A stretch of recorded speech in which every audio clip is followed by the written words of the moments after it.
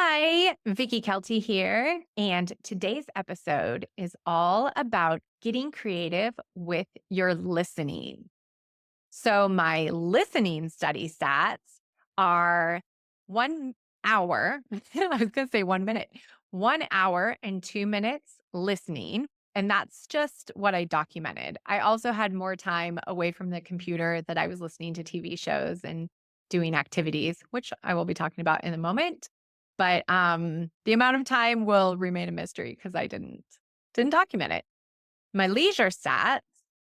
Um, I did watch a number of French TV shows, but I didn't watch them all in French. I watched a lot of them in the dubbed Spanish version, so I can't count those as my French leisure stats. So I'm going to say that I had about 60 minutes or so that I actually watched in French. And then I also had a conversation in French with my husband one day. So I'm going to count that as well. Now, on to adding some creativity to the listening. Well, I just really was trying not to be like super strict with how I need to do my listening. I think it's more relaxing and more fun for me personally if I kind of throw out the rule book and see what I find enjoyable for my listening practice. So, let's jump in and hear what I did. Maybe it will give you some ideas for how you can be more of a rule breaker with your listening practice and realize that there's not just one way to effectively practice listening in English. Okay. So one of the first things I did was a comprehension practice. So like it was kind of like a typical thing where you listen to something and you have questions that you need to answer. Like that's what we think about when we think of comprehension practice.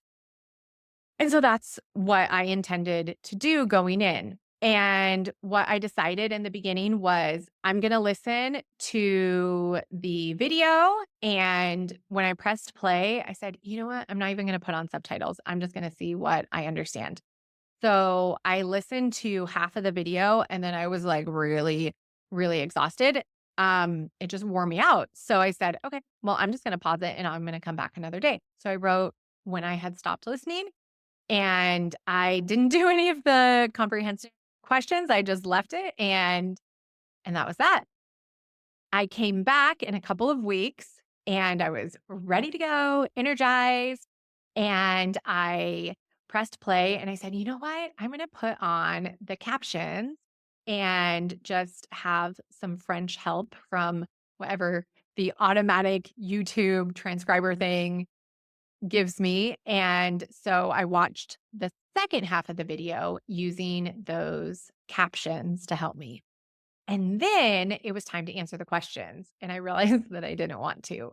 So instead, I just wrote out a little summary of what I had heard, what I'd understood, and tried to use some of the language that had been in the video.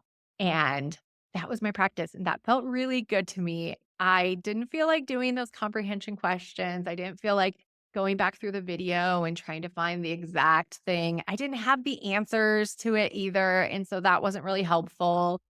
So this really made it an enjoyable experience for me.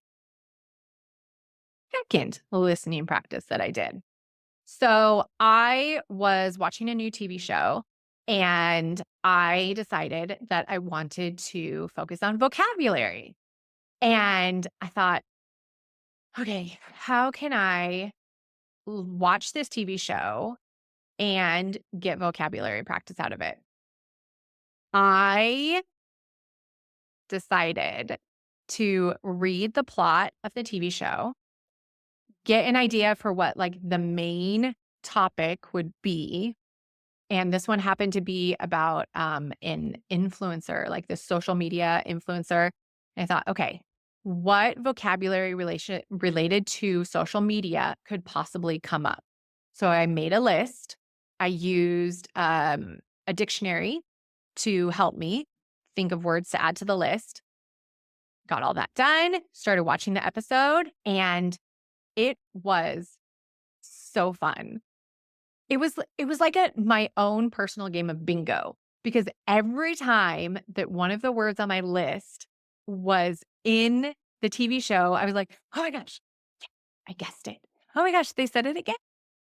And I just felt really proud of myself for having been able to guess what words they were going to be using in the show based on my own knowledge of the topic, my research into the terms that are regularly used. And then I also got to add a ton of words to my list.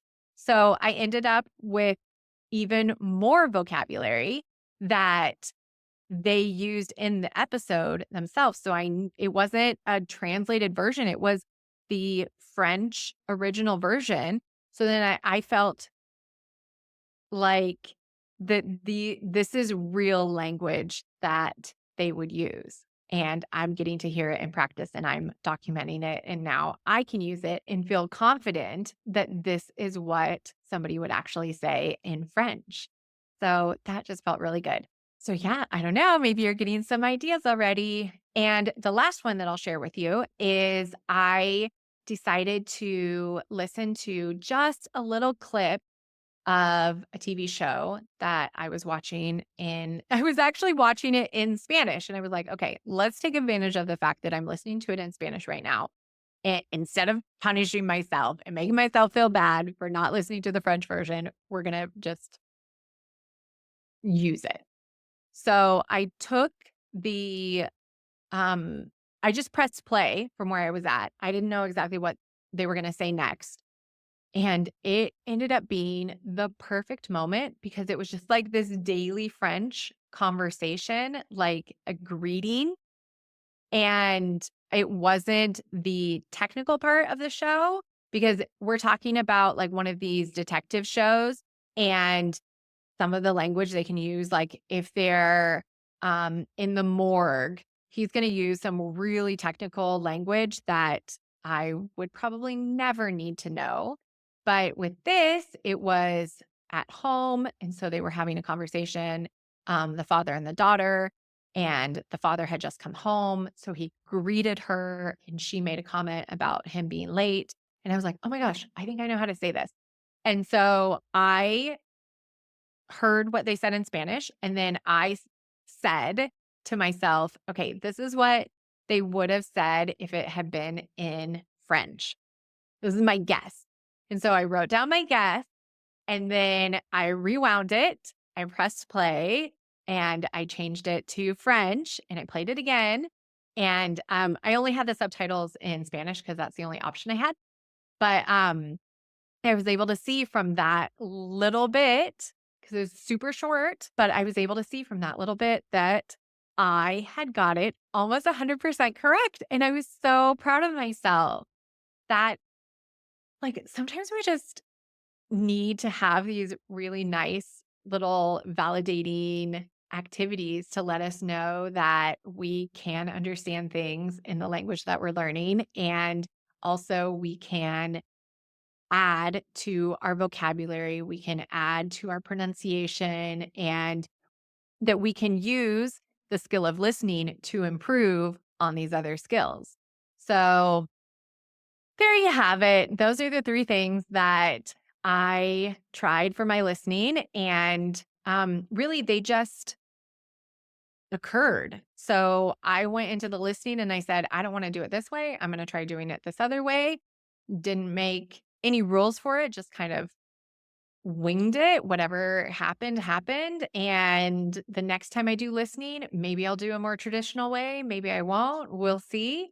But I hope that this has inspired you to just give some fun and enjoyment to your listening practice and know that there are so many ways that you can build your listening skills and Um, yeah. So I hope that this has given you some inspiration for what you can do for your own listening practice. And let me know what you think. Has it given you any ideas? What creative way have you thought of to practice your listening for the next time that you do some English listening practice? Be sure to send me an email, hola@vickikelty.com, and let me know. Okay, bye bye for now.